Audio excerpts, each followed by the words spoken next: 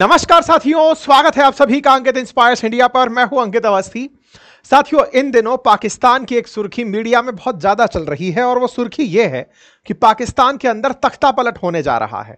अब पाकिस्तान के अंदर तख्ता पलट की खबर आ रही हो तो सवाल यह बनता है, तख्ता पलटने का मतलब है जिसकी सरकार है वो हट जाएगी, कोई और व्यक्ति आकर सत्ता में बैठेगा। तो सरकार किसकी है? हमें लगता है कि साहब शहबाज शरीफ की सरकार है। बोले यार, शहबाज शरीफ की सरकार अगर पलटेगी तो आएगी किसकी?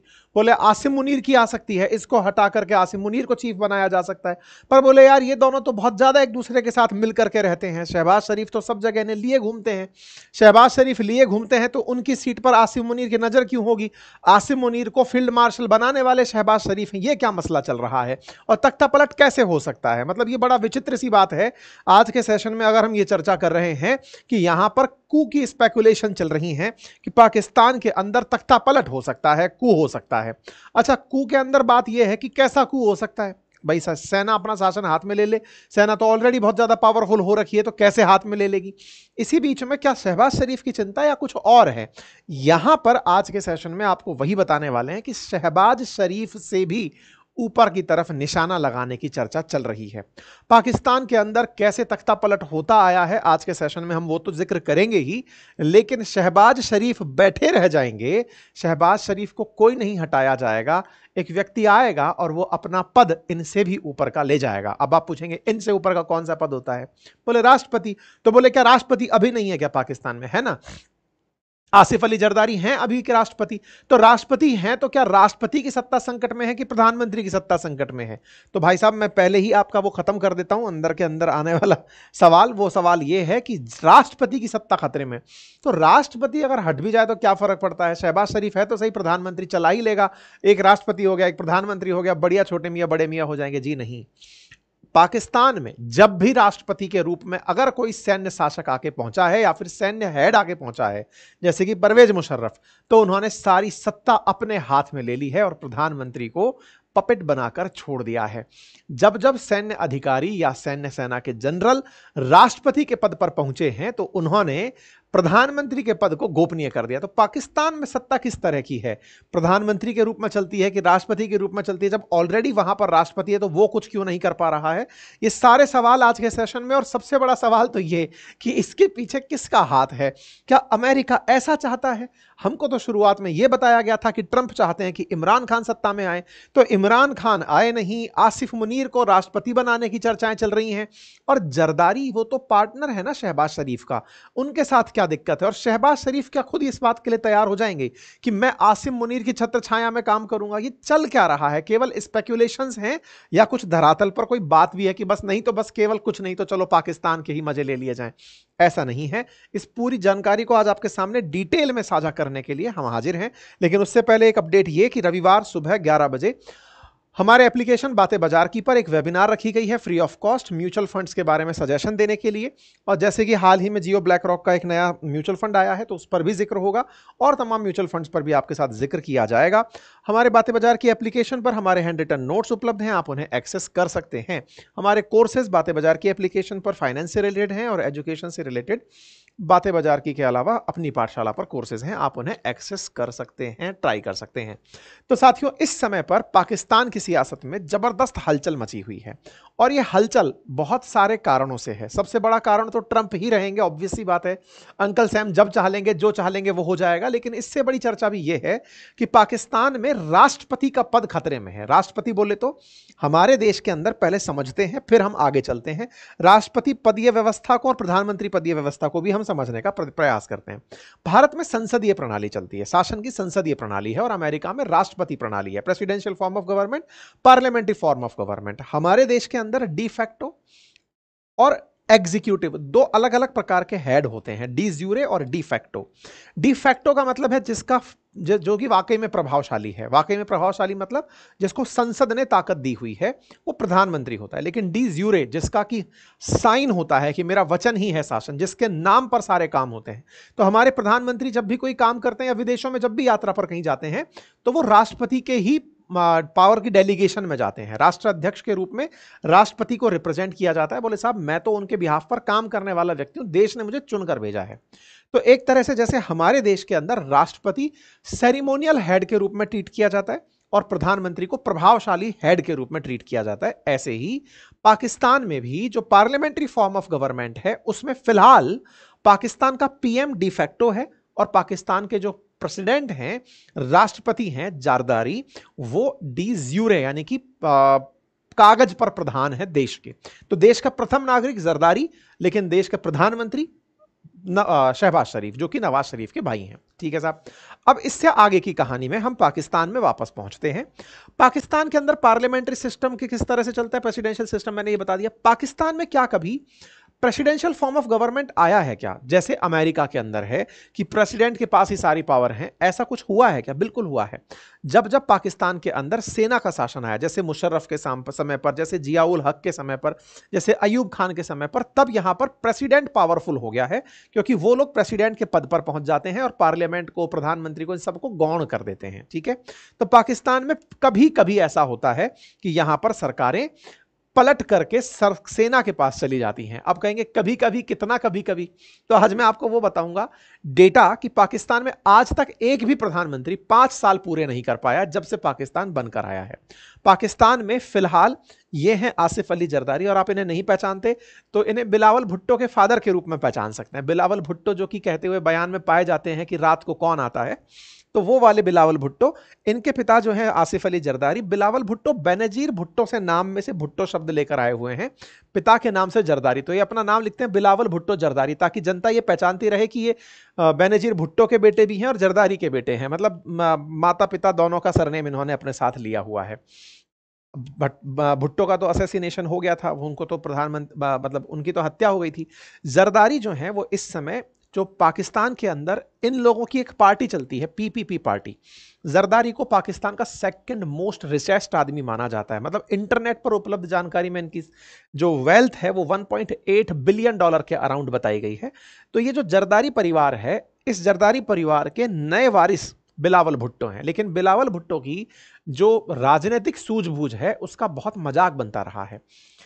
बिलावल भुट्टो ने अपने पापा के लिए राष्ट्रपति का पद मांगा था। कब मांगा था उसके लिए थोड़ा पीछे चलते हैं। हुआ यह था कि वर्ष 2023 में पाकिस्तान में जब इलेक्शन होने वाले थे, असल में हुआ यह था कि 2022 में, अप्रैल 2022 के आसपास इमरान खान को उखाड़कर फेंक दिया गया था। अमेरिका के इंटरफेरेंस से शहबाज शरीफ को सत्ता में लाने के लिए सारा प्रयास हुआ था। लेकिन जब री इलेक्शन हुए तो पाकिस्तान के अंदर जो पीपीपी, पाकिस्तान पीपल्स पार्टी, जो कि बेनजीर भुट्टो, जरदारी, बिलावल भुट्टो, इनकी जो पार्टी है, इस पार्टी ने कोएलिशन कर लिया साथ में मिलकर शहबाज शरीफ के कि हम आपके साथ चुनाव लड़ेंगे, लेकिन हमें कोई बड़ा पद चाहिएगा। बोले क्या पद चाहिए?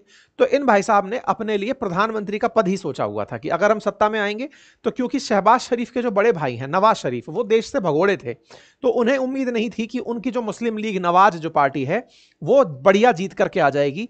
इनको यह लगता था कि हम बड़ी सीटें लेकर आएंगे तो हम प्रधानमंत्री का पद लेंगे और हम प्रधानमंत्री बनना पसंद करेंगे। इन्होंने अपने लिए पद बांट लिए थे। अच्छा, इनसे जब बाद में कहा गया कि यार तुम एक काम करो, कोई और पद ले लो, फॉरेन मिनिस्टर ले लो, जब सरकार बन करके आई, सीटें थोड़ी कम आई लेकिन बिना इनके सरकार चल नहीं पाती, इनसे फॉरेन मिनिस्टर का, इन्होंने कहा कि नहीं नहीं, फॉरेन मिनिस्टर पीपीपी पार्टी के लिए छोटा पद होगा, हम विदेश मंत्री तो नहीं बनेंगे। तो बोले फिर क्या करें?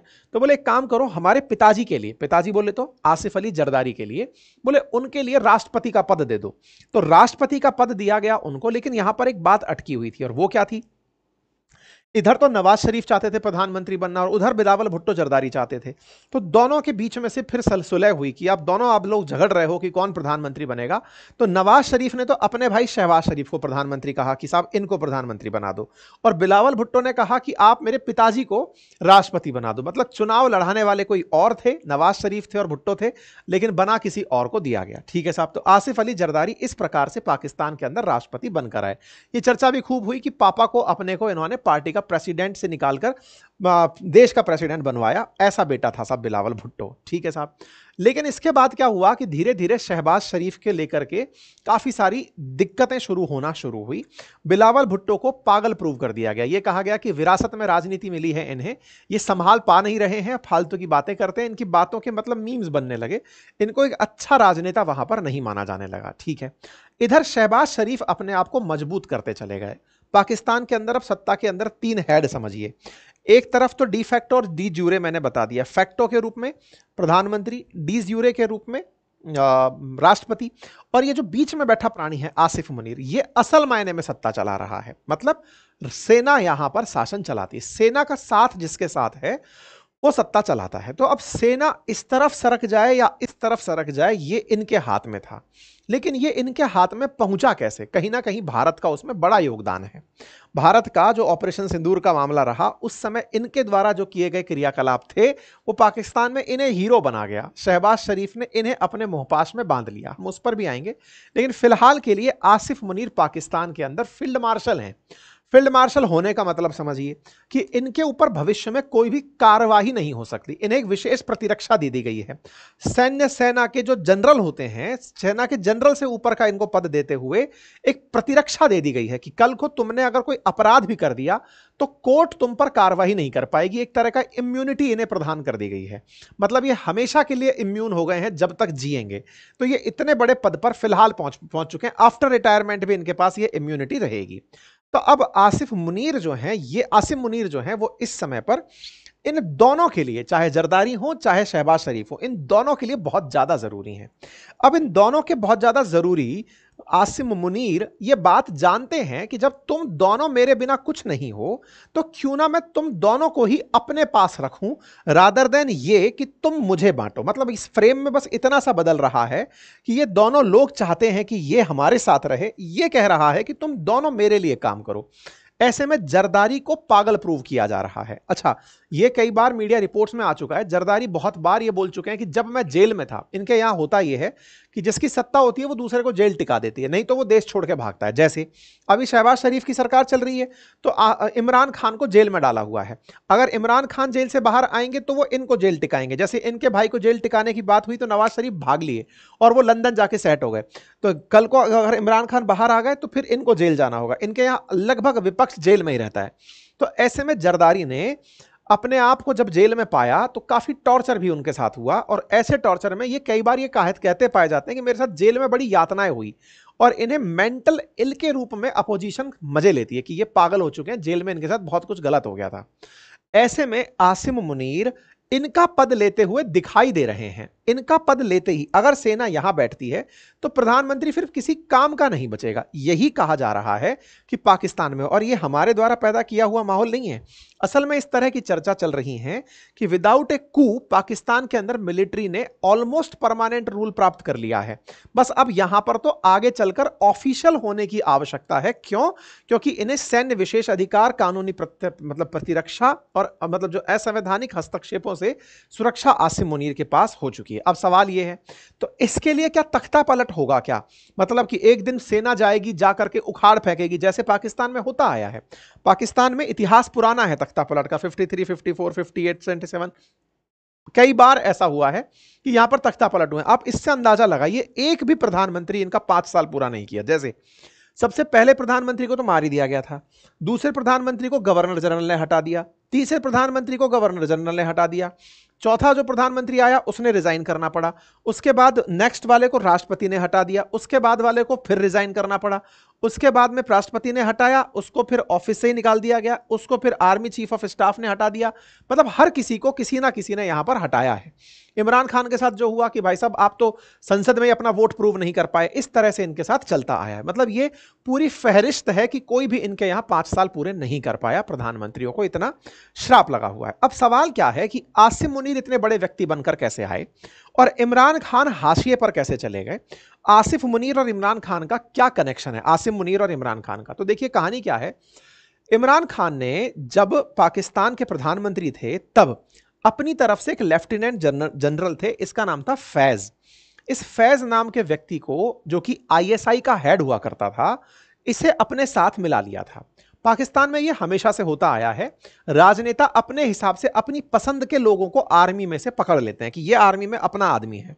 तो ऐसे इमरान खान ने फैज को, जो कि आईएसआई चीफ था, उसे अपने साथ कर लिया था। उस समय पाकिस्तान का आर्मी चीफ हुआ करता था, यह लेफ्टिनेंट जनरल था, और जो आर्मी का जनरल था वो बाजवा था। तो फैज ये जो व्यक्ति है, ये वही है जो कि आपको अफगानिस्तान में कई बार बैठा दिखा है ना। तो इसको जब इन्होंने अपने साथ मिलाया तो आईएसआई ने इनको सारी गुप्त सूचनाएं दी, इलेक्शंस के बारे में कि आपके बारे में क्या हो रहा है, आपको हटाने की बातें कैसे चल रही है। वो जो साइफर वाला मामला है ना, जिसमें ये कहते हुए पाते हैं कि डोनाल्ड लू ने मुझे हटाने का प्रयास किया, वो आईएसआई की खुफिया जानकारियां थी जो इनके पास थी कि साहब देखो इस तरह से दुनिया में आपको हटाने का प्रयास किया जा रहा है। और देखो खुफिया एजेंसीज को बहुत कुछ ऐसी बातें पता होती हैं जो वो कभी मतलब पटल पे रखती नहीं है, पटल पे रखती हैं तो इस जैसे आदमी को नहीं बताती होंगी जो आकर के पब्लिक में आके खड़ा होकर कह देता है कि साहब मैं तो अमेरिका वाले मुझे हटाना चाहते हैं। खैर, इनकी करीबी इनके साथ बढ़ती जा रही थी। यह बात बाजवा को पसंद नहीं आ रही थी। बाजवा को क्यों पसंद नहीं आ रही थी? क्योंकि बाजवा उस समय मिलिट्री चीफ थे यहां पे। अपने जूनियर के साथ प्रधानमंत्री की बढ़ती नजदीकियां बाजवा को खटक रही थी। ऐसे में पाकिस्तान का जो न्यू आईएसआई चीफ था, इस पर आरोप लगा कि तुमने इलेक्शंस में इमरान खान की मदद की है। और इस बात को लेकर के बाजवा और इमरान खान के बीच में काफी ज्यादा क्लैशेस हुए। ऐसी स्थिति में पाकिस्तान के अंदर इमरान खान और आर्मी चीफ की जो लड़ाई है वो पब्लिक के बीच में आ गई और समझ में आ गया कि इमरान खान सेना में गुप्त सूचनाओं का लाभ लेकर के अपने लिए काम करवा रहे हैं। इस तरह का माहौल बन करके आ गया। बाद में जो हुआ वो तो आपको पता ही है कि इनको सत्ता से बेदखल किया गया, इनके ही विधायकों को, सांसदों को खरीद लिया गया और इनके खिलाफ में नवाज शरीफ के भाई शहबाज शरीफ को जिता दिया गया। अब जब ये जीतते हैं, इस बीच में आसिम मुनीर को बाजवा आकर के अपना पद दे देते हैं कि देखो भाई अपन तो चले, अब तुम मेरी जगह, क्योंकि उधर तो इमरान खान को हमने हटा दिया है प्रधानमंत्री पद से, तो फैज का अब कोई लेना देना है नहीं। फैज आने वाले समय में कुछ महत्वपूर्ण पदों पर रहेगा नहीं। इधर जो आसिम मुनीर है, आसिम मुनीर को आर्मी का चीफ डिक्लेयर कर दिया जाता है। तो इधर इमरान खान जेल जाते हैं, आसिम मुनीर इधर आते हैं। तो अब फैज का क्या हुआ? फैज को भी उठाकर जेल टिका दिया जाता है। तो ये जो फैज थे इमरान खान के सहयोगी, तो इमरान खान के साथ साथ इन्हें भी टिका दिया कि नहीं साहब आपने भी इमरान खान का साथ दिया, चलो आपको भी हटाते हैं। ये सारा खेल खत्म हुआ। अब इधर की तरफ आसिम मुनीर अपना गढ़ मजबूत करने लगते हैं कि भाई मुझे अपने आप को मजबूत करना है, कैसे ना कैसे करके इमरान खान को तो वापस नहीं आने देना है, नंबर एक। और नंबर दूसरा, जो सरकार अब चल रही है उसका सबसे प्रिय मैं ही रहूं। तो स्वाभाविक सी बात है, जब एक पार्टी उसके साथ है तो इसको दूसरा हाथ पकड़ना ही था। तो इसने पकड़ा शहबाज शरीफ को। शहबाज शरीफ को बिठाए थे बाइडेन। तो बाइडेन ने जब शहबाज शरीफ को प्रधानमंत्री बनाया था तो शहबाज शरीफ की प्राथमिकताएं थी कि भाई कैसे ना कैसे करके सत्ता बचानी है, सरकार साथ में रखनी है, सेना के साथ में। तो उधर से इनको मिल गया कौन? आसिम मुनीर। इंटरेस्टिंग बात यह है कि ये लोग जो डेमोक्रेटिक पार्टी के हैं, जो ये कहते हैं कि हम लोकतंत्र चाहते हैं, तो इन्होंने शहबाज शरीफ को ही मजबूती दी थी कि तुम सरकार चलाओ, सेना की सरकार में हम विश्वास नहीं रखते। लेकिन ये आदमी, इसका तो कोई किसी भी पक्ष में विश्वास नहीं है, अपॉर्चुनिस्टिक आदमी है, जो फायदे दिखे वो लेना है। शुरुआत में ये व्यक्ति इमरान खान सपोर्टर माना जाता था और आपको याद भी होगा शुरुआत में हमने इस पर जिक्र भी किया था कि ये चाहते हैं कि वापस से इमरान खान को लाया जाए। और ट्रंप ने कई बार, और ट्रंप के समर्थकों ने, असल में ट्रंप के जो समर्थक सांसद हैं, उन्होंने इमरान खान को जेल से बाहर निकालने के लिए आसिम मुनीर जो इनका यहाँ का आर्मी चीफ है उसे गिरफ्तार करने के लिए भी प्रेशर बनाया। इवन ट्रंप के प्रशासन ने भी कई बार यह तक कहा कि हम चाहते हैं कि आसिम मुनीर को आगे ग्रो ना करने दिया जाए। लेकिन ट्रंप ने ईरान के मसले पर जब आसिम मुनीर को अपने लिए फायदे का पाया, क्योंकि आपको याद होगा कि शुरुआत में पाकिस्तान ईरान के पक्ष में खड़ा हो गया था और पूरे मुस्लिम वर्ल्ड के देशों को अपने साथ आह्वान कर दिया था कि सब एक हो जाओ, हमें ईरान के साथ होने की जरूरत है। उस समय पर ट्रंप ने आसिम मुनीर को सेटल किया कि देखो बिना सेना के शहबाज शरीफ कुछ बोल नहीं पाएंगे, मैं तुम्हें एक ऑफर देता हूं और ऑफर यह है कि तुम शहबाज शरीफ को चुप कराओ, मैं तुम्हें पब्लिकली रिकॉग्नाइज करूंगा कि हां तुमने कुछ किया है। यह काम करने में आसिम मुनीर कामयाब हो गए। इन्होंने ईरान का समर्थन जो पाकिस्तान से था वो रोक दिया। परिणाम क्या निकला? इन्हें इनाम में अमेरिका बुलाया गया। आसिम मुनीर को उठा करके वॉशिंगटन डीसी में डोनाल्ड ट्रंप से मिलवाया गया। ट्रंप ने प्रसन्नता में इन्हें कहा कि देखो पाकिस्तान में वैसे भी अब क्रिप्टो का बाजार शुरू हो रहा है, तुम जाओ और क्रिप्टो के कर्ता धर्ता बन जाओ। इधर से ये जाते हैं और कहते हैं कि सर हम चाहते हैं कि आपको नोबल शांति पुरस्कार दिया जाए, आपने भारत और पाकिस्तान का युद्ध रुकवाया था। तो इस तरह से दोनों के बीच में गिव एंड टेक की बात तय होती है। डोनाल्ड ट्रंप जो कि मौका परस्त थे, इमरान खान को भूल जाते हैं, आसिम मुनीर की इज्जत सब जगह बढ़ा देते हैं। पाकिस्तान ने अपनी तरफ से उन्हें नोबल की बात कही है। मतलब ट्रंप के साथ यह है कि आप इनके सम्मान में अगर 4 चीजें करके आ गए तो वो फिर बदले में कुछ करते जरूर हैं। वही हुआ, नोबल की बात थी, उधर से इन्हें क्रिप्टो हेड बनाकर भेजा। पर इन्होंने कहा सर क्रिप्टो हेड से काम नहीं चलेगा, कुछ तो ऐसा दीजिए ताकि मैं रहूं कि सत्ता में हूं और आपका काम कर पाऊं। हमने इस पर एक डिटेल सेशन किया था कि ट्रंप ने पाकिस्तान का साथ क्यों दिया, या फिर पाकिस्तान किस तरह से अमेरिका का समर्थन पाने में कामयाब हुआ। जो ट्रंप इमरान खान का साथ रखते थे या देना चाहते थे, वो पलटे कैसे। देखिए इमरान खान की भी एक कहानी है। इमरान खान जो क्रिकेटर रहे, उनको दुनियादारी की थोड़ी समझ डेवलप हो चुकी थी, अंतरराष्ट्रीय मंचों पर भी बढ़िया से वो पाकिस्तान की बात रखने लगे थे, और रखते रखते वो अमेरिका विरोधी हो गए थे और वो रशिया के पक्ष में चले गए थे। तो ट्रंप को कहीं ना कहीं ये डर जरूर है कि अगर ये वापस बाहर आते हैं तो कहीं ऐसा ना हो कि बाइडेन का जिस तरह से इमरान खान विरोध कर रहे थे, कल को मेरा विरोध करते करते रूस के साथ हो लें। जैसे अमेरिका ने मुझे सरकार से हटाया ये कहते हुए फिर कहीं मेरे खिलाफ ना हो जाए, क्योंकि मैं तो कुछ ना कुछ करता ही रहता हूं। ऐसे में इनको साइड में रखते हुए बेस्ट ऑप्शन उन्होंने चुना कि भैया तुम ही निकलकर बाहर आओ, तुम्हारे पास सरकार भी है, सत्ता भी है, तुम्हारे पास सब कुछ है, और मुझे तो केवल फायदा इस चीज से है कि तुम मेरा काम कर पाओगे या नहीं। तो इनका काम था क्या, क्रिप्टो चलवानी थी। बोले साहब मैं बढ़िया से चला लूंगा। बोले चलो अब मेरा आशीर्वाद है। अब इनका जो आशीर्वाद है वो पड़ इन पर भारी गया। क्यों? क्योंकि बाइडेन की पसंद ये थे, और ट्रंप ने इन्हें पसंद कर लिया। अब मुसीबत इनके साथ आ गई कि साहब अब मेरा क्या होगा। क्यों? बोले आपने थोड़े दिन पहले तो मुझ पर आशीर्वाद रखने की बात करी थी। बोले नहीं, ईरान को काउंटर करने में यह आदमी मेरा सहयोग दिया, तो बस ऐसे में मैं आगे सारे काम इससे करा ले जाऊंगा। आने वाले समय में हो सकता है इजराइल को भी मैं इस आदमी से मान्यता दिलवा दूं। बोले करना क्या होगा? बोले जरदारी को हटाओ। जरदारी की क्या कहानी है? मैंने जैसे बताया कि ये पीपीपी का अध्यक्ष है, चेयरमैन रहा हुआ है, बिलावल भुट्टो का बाप है। इस व्यक्ति का इन दिनों चाइना प्रेम बहुत ज्यादा उजागर हुआ है। ये इतना उजागर हो गया कि चाइना ताइवान को एक मान करके ये कहने लग गया कि वो तो एक ही है। तो ट्रंप भी कहीं ना कहीं ये समझने में कामयाब हुए कि जरदारी को हटाने के कारण उपलब्ध हैं। एक तो वो बीमार है, दूसरा चाइना प्रेम है, कह देंगे कि साहब बीमार था इसलिए हटा दिया गया। दूसरी तरफ से बिलावल भुट्टो कह रहे हैं कि मैं पिताजी को नीचे तो ले आऊं लेकिन मुझे प्रधानमंत्री बना दो। तो ऐसे में शहबाज शरीफ प्रधानमंत्री का पद बचा पाएंगे या भुट्टो उस प्रधानमंत्री के पद को ले जाएंगे? क्योंकि आसिम मुनीर ने राष्ट्रपति का पद दिमाग में बिठा लिया है। अब अगर आसिम मुनीर आ जाते हैं तो वो क्या संविधान संशोधन कर सकते हैं? हाँ, वो इस तरह से व्यवस्थाओं को रख सकता है कि पाकिस्तान में प्रेसिडेंशियल फॉर्म ऑफ गवर्नमेंट लेकर आ जाए, राष्ट्रपति को सर्वोच्च ले आए। वैसे भी इनको फील्ड मार्शल की उपाधि है, तो इनके ऊपर वैसे भी कोई केस वेस तो अब होने से रहा, तो न्यायपालिका भी अपने अंडर में ले आएंगे। तो कुछ इस तरह से आसिम मुनीर के सारे के सारे समीकरण बनते जा रहे हैं। अब सवाल बनता है ये केवल कयास है समीकरण बनने का, कुछ रियलिटी है? बिल्कुल है। शहबाज शरीफ पूरी दुनिया में जहां भी गए इन दिनों वो सब जगह आसिम मुनीर को साथ लेकर के गए।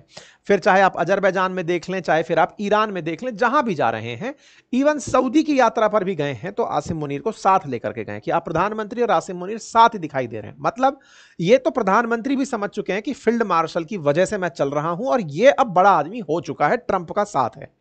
रिसेंटली तो एक ऐसी खबर आई कि श्रीलंका जाने वाले हैं भाई साहब ये आसिम मुनीर। तो आप समझिए कि इन्हें ट्रीटमेंट ऐसा दिया जा रहा है कि पाकिस्तान के फील्ड मार्शल यात्रा पर है, मतलब ट्रीटमेंट लाइक ए प्रेसिडेंट। वही जैसे अब तक जो ट्रीटमेंट था वो एक सैन्य अधिकारी के रूप में था, लेकिन अब राष्ट्रपति के रूप में इनका श्रीलंका में ट्रीटमेंट किया जाएगा। तो ऐसे में शहबाज शरीफ ये समझ चुके हैं कि मैं बोलने के लिए इन्हें कह रहा हूं कि सैन्य प्रमुख हैं, लेकिन वास्तविकता में इन्होंने अपनी काबिलियत से पाकिस्तान की विदेश नीति, चाहे अमेरिका को साधना हो, चीन को साधना हो, रूस को साधना हो, सबको यह व्यक्ति साध लिया। बढ़िया से अमेरिका के प्रभाव से पाकिस्तान को बचा ले जाने में कामयाब हो गया। इसी वजह से शहबाज शरीफ इन दिनों अपनी चिंताओं में चल रहे हैं, क्योंकि कहीं ना कहीं उन्हें यह नजर आता है कि आने वाला समय उनके पद के लिए भारी हो सकता है। क्योंकि शहबाज शरीफ ने पिछले कुछ दिनों में सेना के खिलाफ कुछ हरकतें की थी। जैसे भारत के साथ जब मसला चल रहा था, जो ऑपरेशन सिंदूर से पहले का था, तब शहबाज शरीफ शांति की बातें कर रहे थे, और सेना को शांति पसंद नहीं है पाकिस्तान में। अगर कोई प्रधानमंत्री ऐसी बात करता है तो सेना अलग रूट ले चुकी होती है, बस वो समय का इंतजार कर रही होती है कि किनारे कब लगाना है। तो शहबाज शरीफ के दिन तय हैं। आसिम मुनीर आने वाले समय में जरदारी का पद संभालेंगे। अब बस वो दिन कब होगा, बस इसको देखने की बात है। बाकी आपको क्या लगता है, अपनी राय कमेंट बॉक्स में जरूर रखें। चैनल पर नए हैं तो चैनल को सब्सक्राइब कर लें। बाकी इस रविवार को होने वाली वेबिनार के लिए बातें बाजार की एप्लीकेशन पर जाकर आप उसे ज्वाइन कर सकते हैं, लिंक कमेंट बॉक्स में दिया हुआ है। हमारे हैंड रिटन नोट्स, हमारे कोर्सेज अपनी पाठशाला ऐप पर उपलब्ध हैं, आप उन्हें एक्सेस कर सकते हैं। Thank you so much.